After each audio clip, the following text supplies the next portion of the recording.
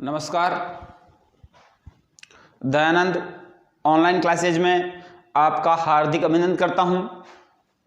पिछली क्लास में हम पढ़ रहे थे क्वथनांक का यूनियन।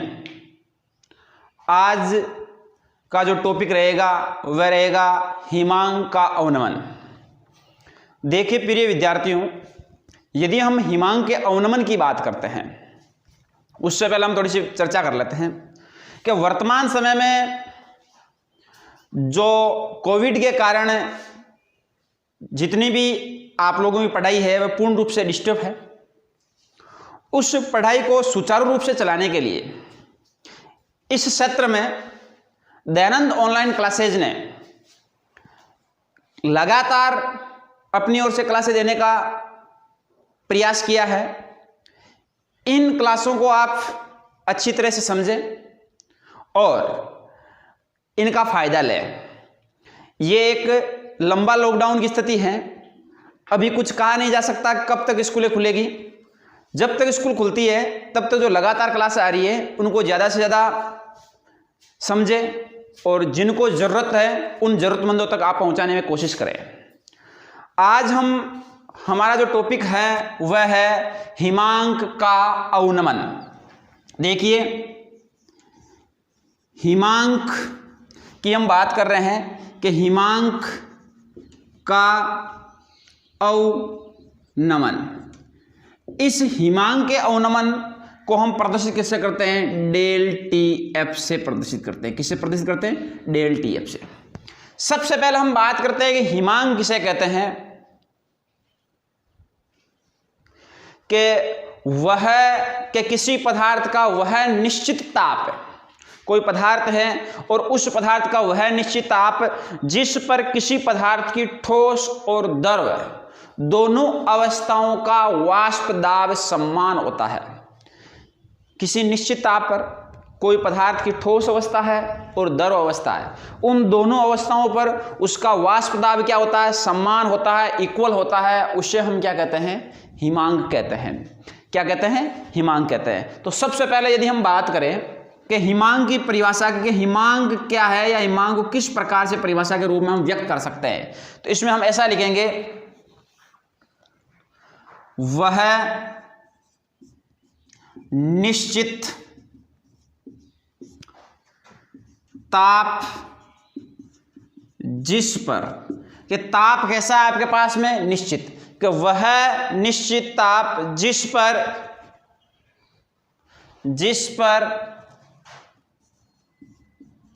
किसी पदार्थ की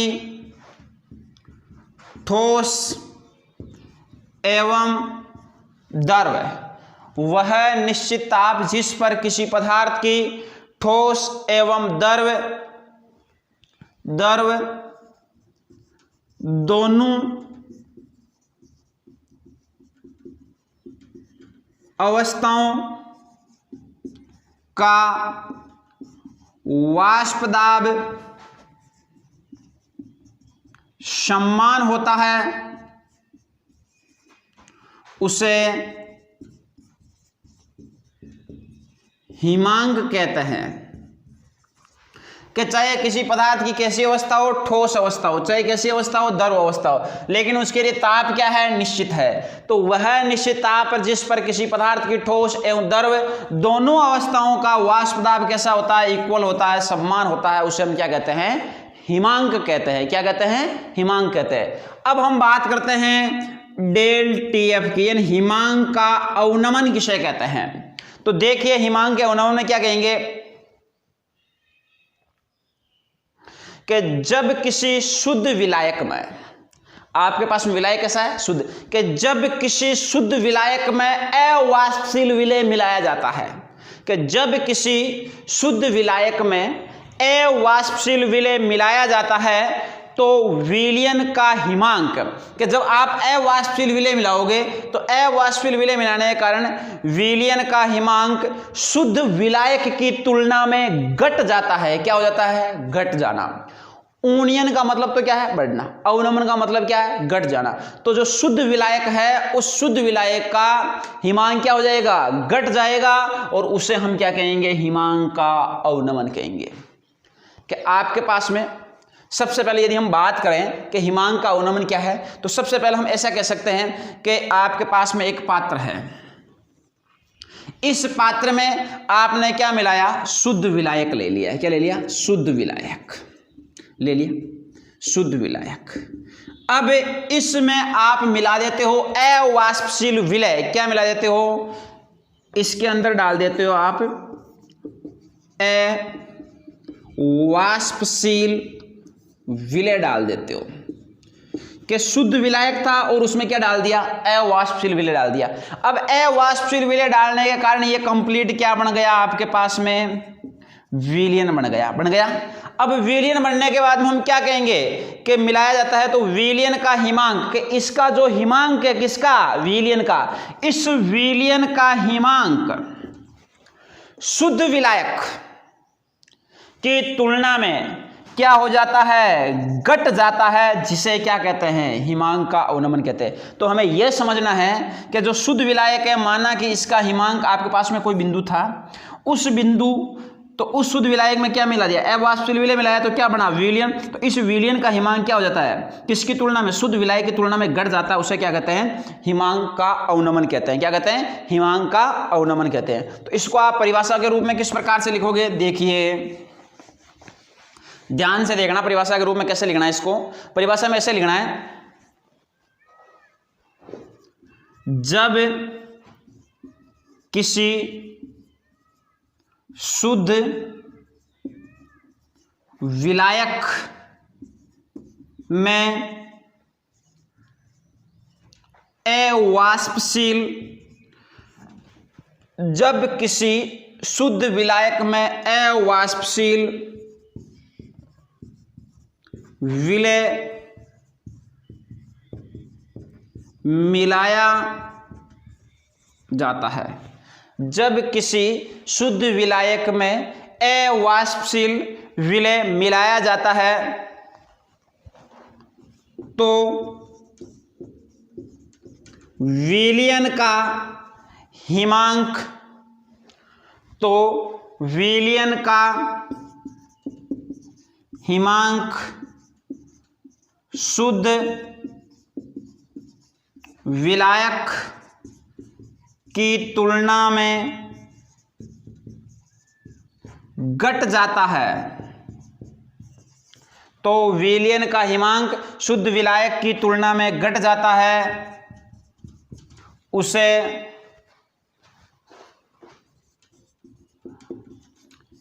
हिमांक का अवनमन कहते हैं। उसे हिमांक का अवनमन कहते हैं। कि जब किसी शुद्ध विलायक में अवाष्पशील विलय मिलाया जाता है, तो विलयन का हिमांक शुद्ध विलायक की तुलना में घट जाता है, उसे हिमांक का अवनमन कहते हैं। इस हिमांक के अवनमन को हम किससे व्यक्त करते हैं, डेल टी एफ से व्यक्त करते हैं। किससे व्यक्त करते हैं, डेल टी एफ से व्यक्त करते हैं। यदि इस डेल टी एफ की हम बात करें, भाई डेल टी एफ से व्यक्त करते हैं, तो क्या लिखेंगे, देखना, डेल टी एफ बराबर, यह डेल टी एफ है, इसके बराबर क्या होता है, टी एफ नोड माइनस, जो टी एफ है नोड माइनस है, इससे क्या हो जाएगा, टी एफ माइनस। तो यहां लिख देना, यहां डेल टी एफ है, डेल टी एफ क्या है, हिमांक का अवनमन, यहां डेल टी एफ बराबर हिमांक का अवनमन। अब इसके बाद में क्या बचा, डेल टी एफ नोट है, और डेल टी एफ नोट को क्या बोलेंगे, शुद्ध विलायक का हिमांक। इसके बाद में क्या बचा, डेल टी एफ बचा, इस डेल टी एफ को क्या बोलेंगे, विलयन का हिमांक। तो ये तीनों चीजें आ गई, डेल टी एफ शुद्ध विलायक का हिमांक, TF विलियन का हिमांक। तो ये 3 चीजें होती है इसके रूप में ज्ञात करने के लिए। अब सबसे पहले इसको हम सरल करने की बात करते हैं, भाई इसकी व्याख्या करते हैं किस प्रकार से। तो एक बार आप इसको अच्छी तरह से नोट कर लीजिए, इसके बाद हम आगे चलते हैं। देखिए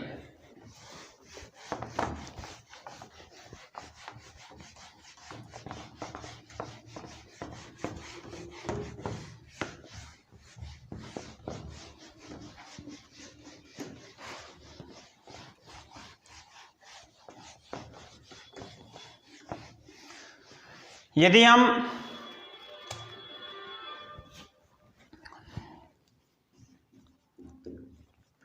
हिमांक का अवनमन अवाष्पशील विलेय के हिमांक का अवनमन अवाष्पशील विलेय के मोल अंश के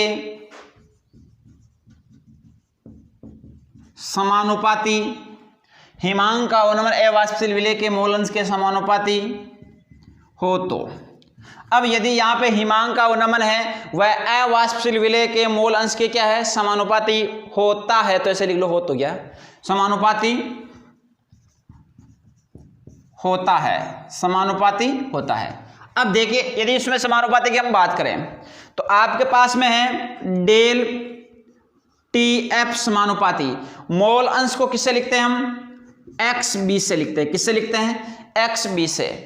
अब यहां पे XB से आप इसको लिखते हो तो आप क्या लिख सकते हो, डेल TF बराबर KXB।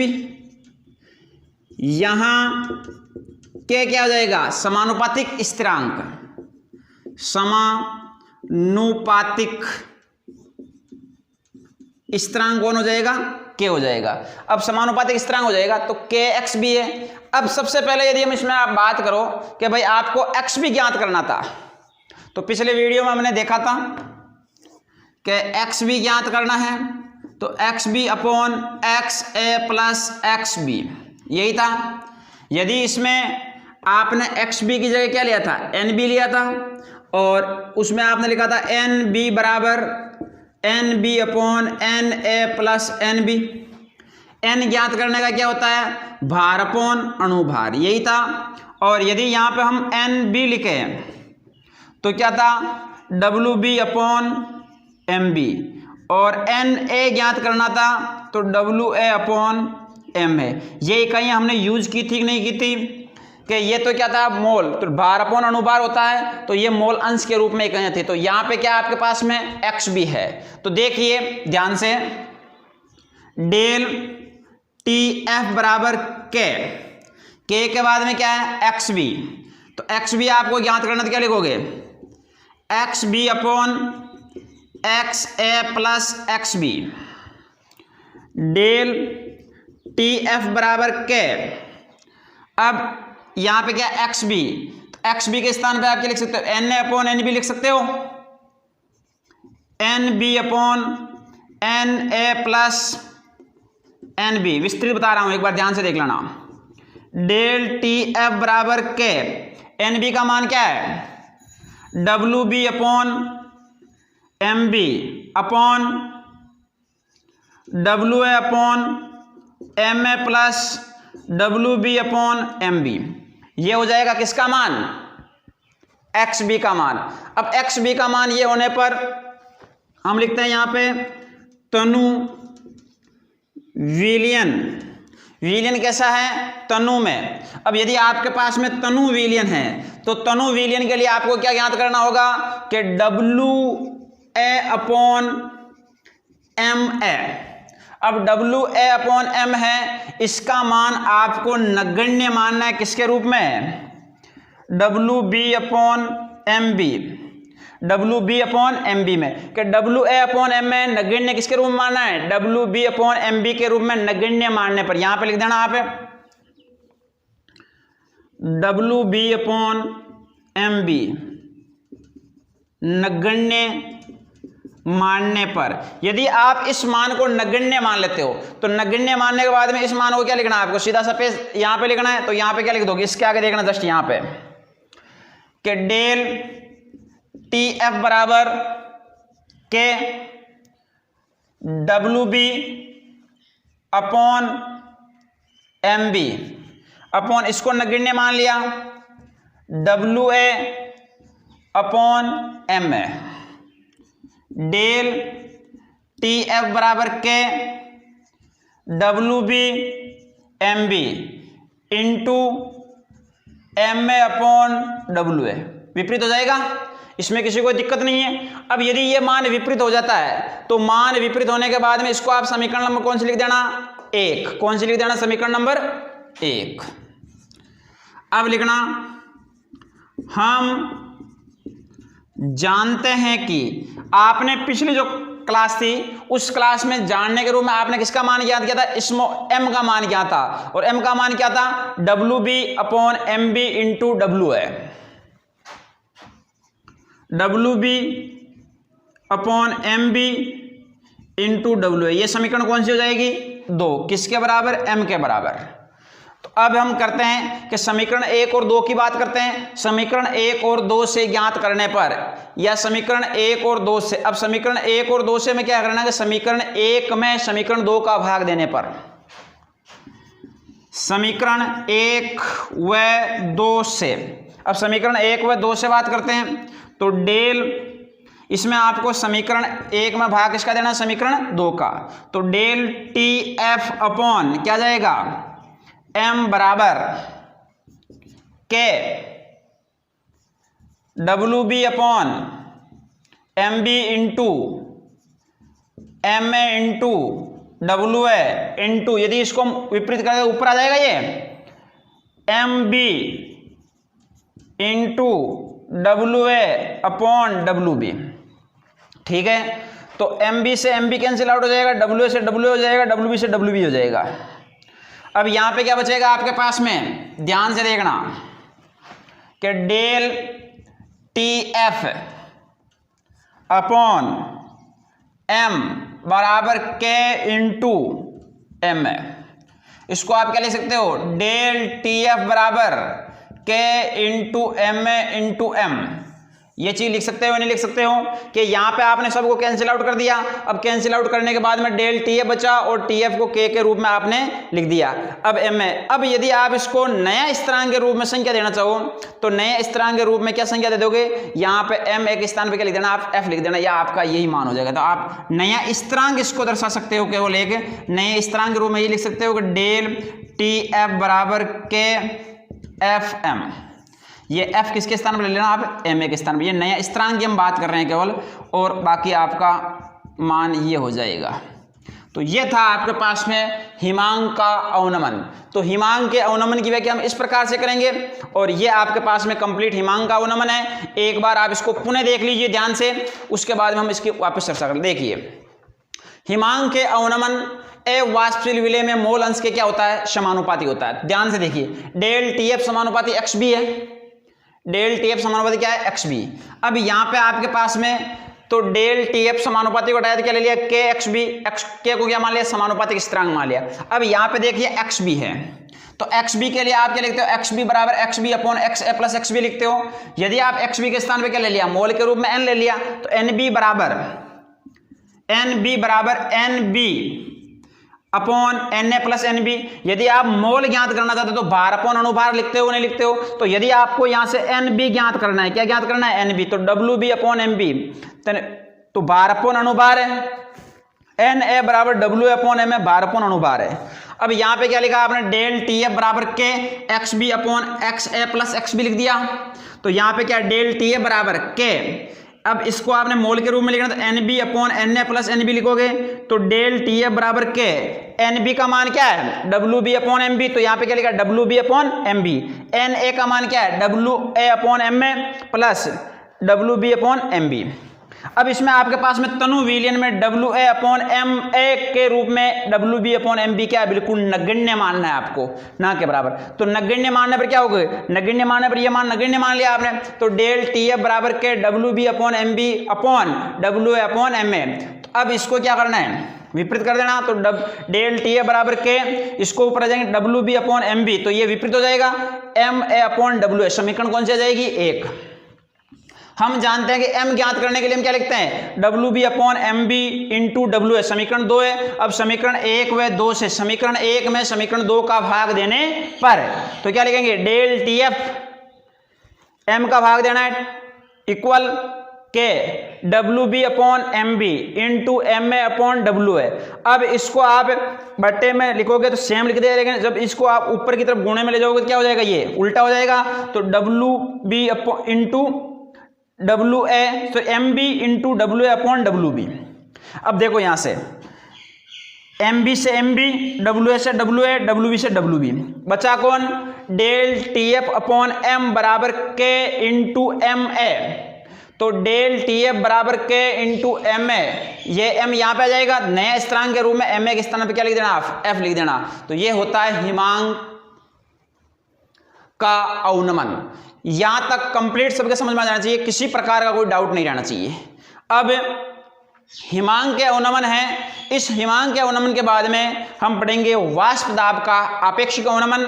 आज ये क्लास के लिए इतना ही। ये चीज आप अच्छी तरह से समझना और व्यवस्थित तरीके से ध्यान से देखना। इसमें विशेष तौर से एक तो ये नगण्य वाला मान ध्यान रखना है, इसमें आपको जो नगण्य किसको मानना है, बाकी इसमें कोई दिक्कत नहीं आएगी। मोल अंश मोल भिन्न के संबंधित सारे टॉपिक इसमें आ जाएंगे, अच्छी तरह से समझना और साथ साथ नोट्स बनाना। आज की क्लास के लिए इतना ही, धन्यवाद।